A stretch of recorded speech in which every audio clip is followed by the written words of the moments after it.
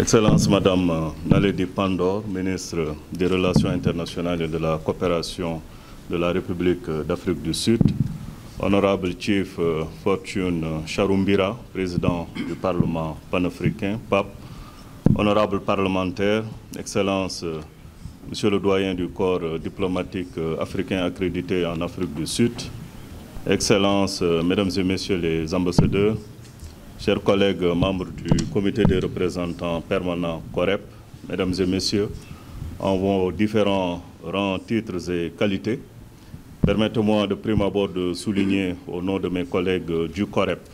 tout le réel intérêt qui nous anime ce matin à l'occasion de l'ouverture de cette importante retraite conjointe avec le pape. Par ma voix, le COREP souhaiterait remercier très sincèrement le gouvernement et le peuple sud-africain pour l'accueil convivial et l'hospitalité chaleureuse qu'ils nous ont réservée dans cette belle ville de Johannesburg. Nous voudrions apprécier la présence de son Excellence Madame le ministre Naledi Pandor, à qui je transmets les salutations chaleureuses de sa sœur, Madame le ministre Aïssata Tall Sall, et lui dire à quel point nous sommes honorés de la voir ouvrir nos travaux. Ces remerciements sont également étendus au pape, particulièrement à son président, l'honorable Chief Fortune Charumbira, et à l'ensemble de son équipe pour toutes les dispositions logistiques prises avant et pendant notre séjour pour la tenue de cette retraite, malgré les contraintes de temps. Excellences, Mesdames et Messieurs, la reprise des activités du Parlement panafricain le 27 juin 2022, marquant le début de la première session ordinaire de sa 6e législature, a été un grand soulagement, tant pour l'institution elle-même que pour l'organisation continentale dans son ensemble. En effet, les incidents malheureux et regrettables des 27 mai et 30 juin 2021 avaient eu comme conséquence de plonger le pape dans une léthargie fonctionnelle pendant toute une année et portant atteinte à son image de marque. Aujourd'hui, le pape a repris son fonctionnement normal. Nous sommes réconfortés de savoir que cette affaire est derrière nous. Il serait utile de tirer les leçons de cet incident afin de garantir la sérénité et le bon fonctionnement au sein de tous nos organes à travers des textes et des règles de procédure clairement préétablis et respectés par toutes les parties prenantes. C'est le lieu de réitérer nos félicitations à leurs excellences, Monsieur le Président Macky Sall, Cyril Ramaphosa et Moussa Faki Mahamat, pour leur implication personnelle et leur rôle décisif dans ce dénouement heureux, mais aussi les parlementaires dont l'esprit de consensus et de solidarité a permis de surmonter les difficultés. Par son objectif principal, qui est d'assurer la pleine participation des peuples africains au processus de développement économique et d'intégration africaine, le pape est l'un des organes les plus importants de notre organisation qui gagnerait à mettre en œuvre la décision 635 de la conférence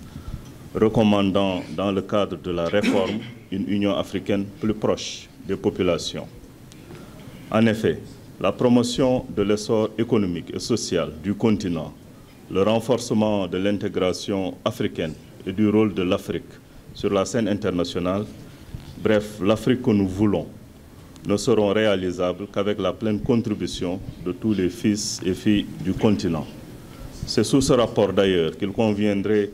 d'apprécier l'adoption à Malabo en 2014 du protocole à l'acte constitutif de l'UA relatif au pape en vue de renforcer le mandat de ce Parlement. À cet égard, nous espérons que les débats à l'occasion de la présente retraite conjointe permettront, entre autres, de poser la lancinante question de la ratification du protocole de Malabo et conséquemment de la voie à suivre pour l'entrée en vigueur du protocole. Excellences, Mesdames et Messieurs, cette retraite devrait également servir de prétexte pour renforcer la collaboration entre le pape et le COREP. COREP, qui, faudrait-il le rappeler, est chargé du suivi des activités quotidiennes de l'UA au nom de la conférence et du conseil exécutif. À ce titre, le COREP veille au bon fonctionnement des organes en les assistant dans l'exécution de leur mandat, mais aussi dans le relèvement des défis. Des défis, le pape en connaît certes, à l'instar de tous les autres organes, raison pour laquelle cette présente retraite nous donnera l'occasion, nous l'espérons, de mieux cerner ces 10 défis en vue de leur meilleure prise en compte dans le cadre de la deuxième phase de la réforme institutionnelle de l'UA. Cette retraite, à la lumière de la décision 1128 du Conseil exécutif, arrive donc à point nommé avec cette deuxième phase de la réforme qui couvre, entre autres, les organes judiciaires et quasi-judiciaires, y compris le pape. Cette réforme constitue, au demeurant, un tournant institutionnel crucial pour les différents pans de l'organisation continentale. Pour conclure, mesdames et messieurs, madame le ministre, nous nourrissons l'espoir qu'au sortir de cette retraite, des recommandations action-oriented seront formulées pour une meilleure collaboration entre le COREP et le pape et pour que le pape soit mieux à même de réaliser ces importantes attributions, parmi lesquelles la promotion du respect des droits de l'homme et de la consolidation des institutions et principes démocratiques, la bonne gouvernance, la transparence et l'état de droit au sein des organes de l'Union, des CR et des États membres. La contribution à la sensibilisation des peuples africains sur les objectifs, stratégies et programmes de l'Union africaine, le renforcement de la solidarité continentale,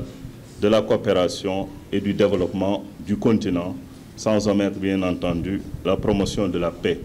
Je vous remercie.